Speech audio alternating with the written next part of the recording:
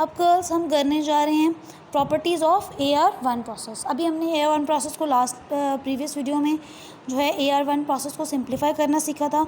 अब हम उस सिंप्लीफाइड फॉर्म से मीन और वेरिएंस और ऑटो कोरिलेशन निकालते हैं।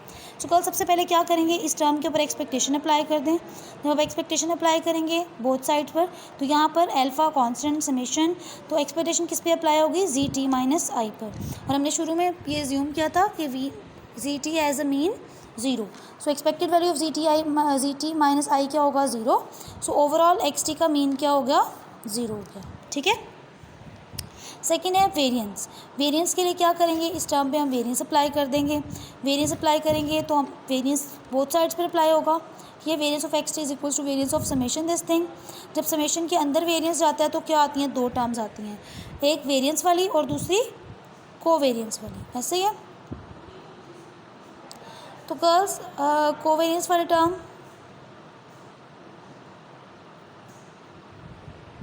गर्ल्स यहाँ पे लेट कर लिया हमने अल्फ़ा आई को बीटा सब्सक्रिप्ट में। ये आप करें या ना करें, यहाँ पे कोई मसला नहीं है, आपको एज इट इज़ भी इसको कर सकते हैं। ठीक है। तो यहाँ पर क्या किया, स्क्वायर बाहर आ गया, इस पर वेरिएंस अप्लाई हो गया और क्रॉस प्रोडक्ट टर्म के साथ कोवेरिएंस। अब आपको पता है गर्ल्स प्योरली रैंडम प्रोसेस में कोवेरिएंस क्या होता है, 0।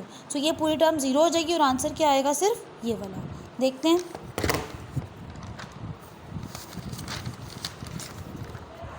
सो गर्ल्स आपके पास वेरिएंस का आंसर क्या आ गया, ये आ गया। ठीक है।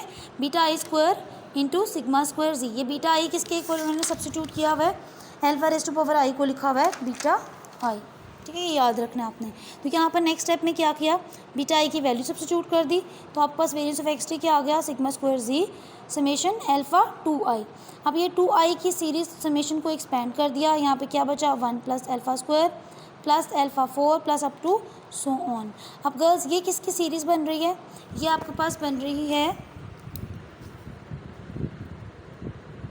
अगर आप नोटिस करें तो 1 minus alpha square raise to power -1, ये वाली सीरीज़ जो कि आपने यहाँ फार्मूला लिखा था इसके मुताबिक। ठीक है। ये देखो अल्फ़ा की पावर, अल्फ़ा स्क्वायर की पावर 1, अल्फ़ा स्क्वायर की पावर 2।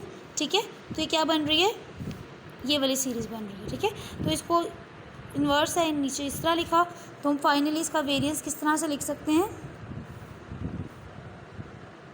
इस तरह से। ठीक है। ये इन्होंने समेशन की, इस समेशन का फार्मूला यूज़ किया, आप समेशन ना यूज़ करें, आपको ये प्रॉपर्टी याद है, आप उस प्रॉपर्टी के थ्रू भी लिख सकते हैं। और जो सम ऑफ इनफाइनाइट सीरीज़ है उसका फार्मूला लगाएंगे तब भी आपके पास ये आ जाएगा, variance of XT for AR1 process के लिए विद पैरामीटर अल्फ़ा। ठीक है।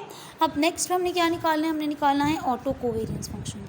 ऑटो कोवेरिएंस, ऑटो कोरिलेशन से पहले ऑटो कोवेरिएंस। ऑटो कोवेरिएंस किसके इक्वल होता है कि आपके वेरिएबल की अपने ही वैल्यूज़ के साथ कोवेरिएंस विद सम लैग के, यहाँ पे हम पॉजिटिव लैग ले रहे हैं। ठीक है। तो कोवेरिएंस का फॉर्मूला क्या होता है, expected value of XT multiplied by XT plus के, ये कॉमन नहीं है, मल्टीप्लिकेशन है। ठीक है। Plus expected value of XT into XT plus के। एक्सपेक्टेड वैल्यू ऑफ XT 0, तो ये पूरी की टर्म क्या हो जाएगी, 0 हो जाएगी। और आपके पास कोवेरिएंस किसके बराबर आएगा, expected value of XT into XT plus के। ठीक है। अब गर्ल्स क्या करेंगे, उसके बाद हम XT और XT प्लस के की इक्वेशन सब्सटीट्यूट कर देंगे। XT के लिए हम I का सब्सक्रिप्ट यूज़ कर लेंगे और XT प्लस के लिए हम J का सब्सक्रिप्ट यूज़ कर लेंगे। यहाँ पे कॉमा गलत लिखा हुआ है, इसमें कॉमा नहीं आता है, ये आपस में मल्टीप्लाई हो रहे हैं। ठीक है।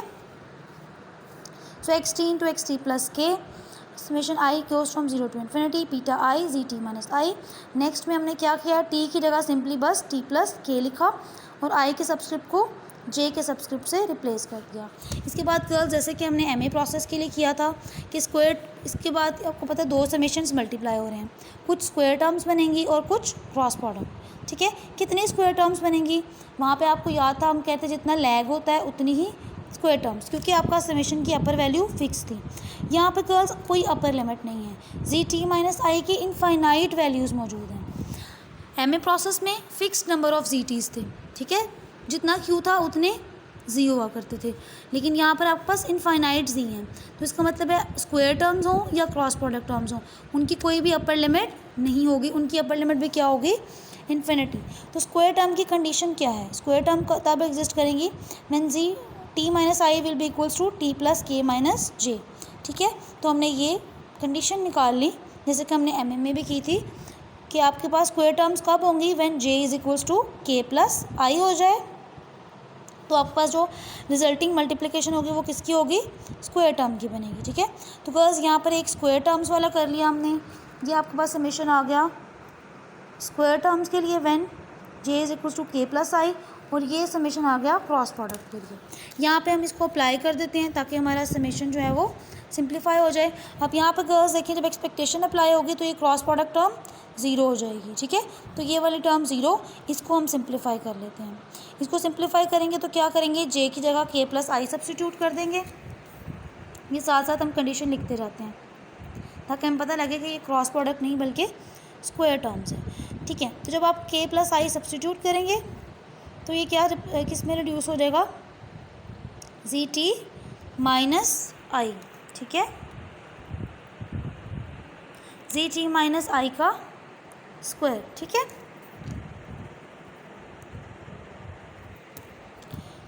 और यहाँ पर ये दोनों, यहाँ पे क्या आ जाएगा, जे की जगह k प्लस आई। एक्सपेक्टेशन अप्लाई होगी तो ये क्या बन जाएगा, सिग्मा स्क्वायर। अब यहाँ पर अगर आप देखें डिफरेंस क्या है, एम एम का, एम ए क्यू का और ए आर वन का। इसकी अपर लिमिट q माइनस के थी एम ए में, और ए आर में इसकी अपर लिमिट क्या है, इन्फिनिटी, बाकी वही है। अब बीटा आई गर्ल्स हमने किसके इक्वल रखा हुआ है, आपको याद है, हमने सब्स्टिट्यूशन की हुई है यहाँ पर।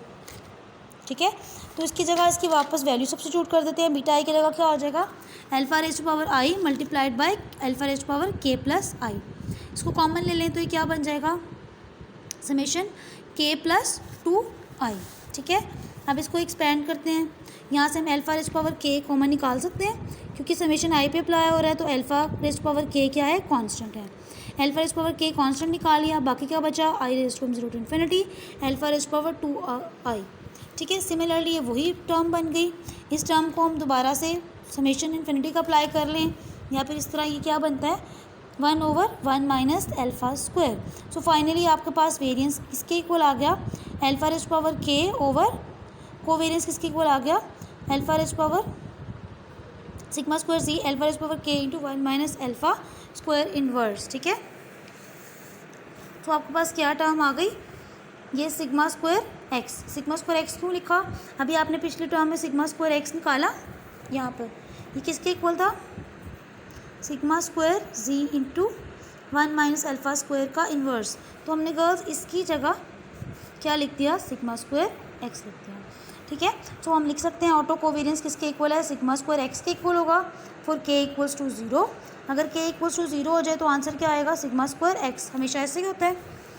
और अगर K plus minus one plus minus two up to infinity के लिए, अब के की भी कोई अपर लिमिट नहीं है क्योंकि जी की वैल्यूज़ फिक्स्ड नहीं है। ठीक है, तो यहाँ पर भी के की वैल्यू क्या होती है, इन्फिनिटी। इसका मतलब है ए आर का ऑटो कोरिलेशन कभी भी ज़ीरो नहीं होता। देखें, आप जितना मर्ज़ी बड़ा लैग ले लें, ये ज़ीरो की तरफ नहीं आएगा। सो गर्ल्स, यहाँ पे क्या आ गया, अल्फा रेज़ पावर के इंटू सिग्मा स्क्वायर एक्स। अब आपने ऑटो कोरिलेशन निकालना है, ऑटो कोरिलेशन का फॉर्मूला क्या होता है, गैमा के ओवर गैमा नॉट। तो यहाँ पर क्या आ जाएगा, इसका आंसर 1 आ जाएगा। यहाँ पर क्या आ जाएगा, अल्फा रेज़ पावर के। ठीक है, सिग्मा स्क्वायर एक्स से कैंसिल आउट हो जाएगा, तो आपके पास आंसर क्या आएगा, रो के किसके इक्वल है, अल्फा रेज़ टू पावर के, और के की क्या वैल्यू है, 1 to प्लस माइनस इन्फिनिटी। ठीक है, प्लस माइनस पहले आप माइनस को रद्द करते थे, यहाँ पे अब आप इकट्ठा लिख सकते हैं। प्लस के लिए भी यही आंसर, माइनस के लिए यही, by virtue of symmetry property of auto correlation. ठीक है, तो ऑटो कोरिलेशन किसका क्या आता है, विद पैरामीटर अल्फा हो तो पैरामीटर की पावर के। ठीक है, so this is auto correlation of AR1 process.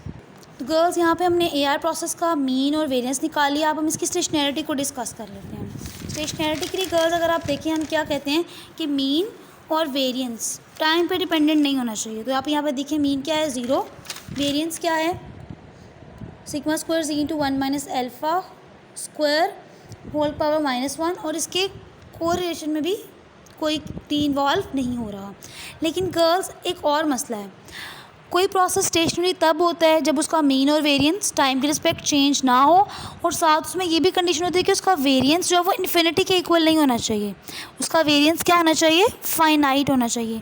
तो गर्ल्स, क्या देखें, AR प्रोसेस का वेरिएंस हमेशा फाइनाइट होगा।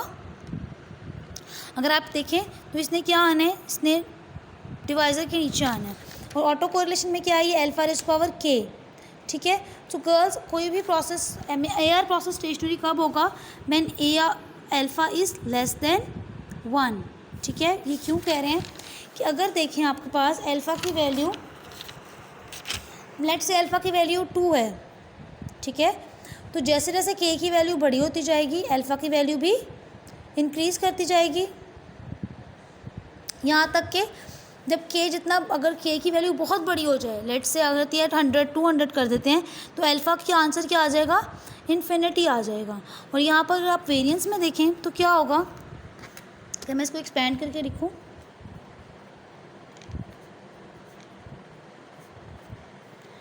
हाँ जी गर्ल्स, यहाँ से गौर करें ज़रा, अगर अल्फ़ा का आंसर 1 से बड़ा हो तो ये क्या बन जाएगा, 1 माइनस, लेट्स से अल्फ़ा 2 है, 1 माइनस 2 स्क्वायर, 1 माइनस 4 क्या आ जाएगा, -3, और वेरिएंस का आंसर क्या बन जाएगा, नेगेटिव। क्या वेरिएंस कभी नेगेटिव हो सकता है, नहीं हो सकता, ठीक है।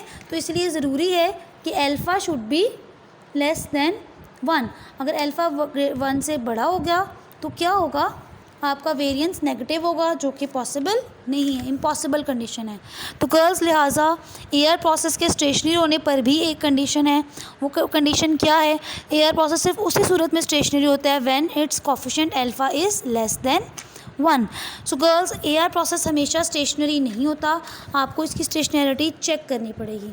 और स्टेशनरिटी कैसे चेक करेंगे, AR1 प्रोसेस के लिए ये तरीकाकार है, जनरल के लिए थोड़ा सा डिफरेंट होगा, वो आप देखेंगे नेक्स्ट लेक्चर्स में, ठीक है।